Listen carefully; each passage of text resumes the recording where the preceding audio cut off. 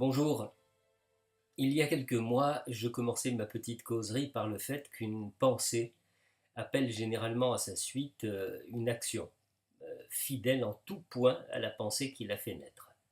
Une action, c'est-à-dire une mise en mouvement, une mobilisation musculaire. Eh bien, laissez-moi aujourd'hui vous inviter à faire le chemin inverse. Si nous nous intéressons au corps au lieu de nous intéresser à l'esprit, c'est un fait objectif de dire que la mobilisation d'un faisceau musculaire fait naître inévitablement un certain type de pensée, de représentations internes, de sensations et d'émotions qui sont naturellement associées à ce faisceau musculaire. Alors, éclairons ce point précis avec un exemple. Au cours d'un test de psychologie, on installe dans deux salles identiquement meublées deux groupes de 10 personnes. On fait écouter aux deux groupes l'enregistrement d'une histoire drôle. Cette histoire est racontée par la même personne, et donc avec la même voix, les mêmes intonations, le même rythme, le même débit. Ce sont deux enregistrements rigoureusement identiques.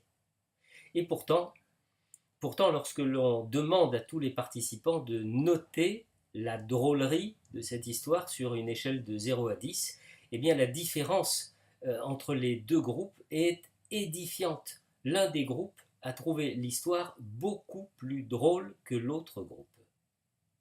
Pourquoi?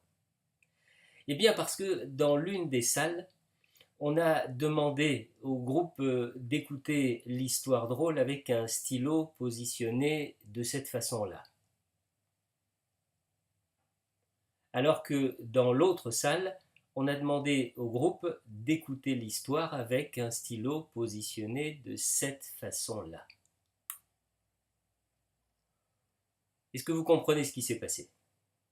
La mobilisation des muscles du visage dans le sens du sourire ou dans le sens de la moue a influencé directement l'humeur, l'état d'esprit, le ressenti des participants. Le résultat de ce test implique beaucoup de choses. D'abord, il démontre l'existence de correspondances entre une action, une excitation musculaire particulière et un ressenti.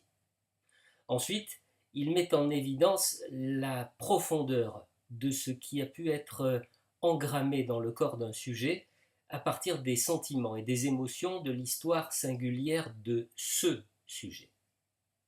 Le résultat du test souligne également toute l'étendue des conditionnements ou déconditionnements possibles, avec le versant positif de la chose, c'est-à-dire ses possibilités libératrices, et puis le versant négatif de la chose, à savoir l'emprise, la manipulation qu'il est possible d'exercer sur une personne.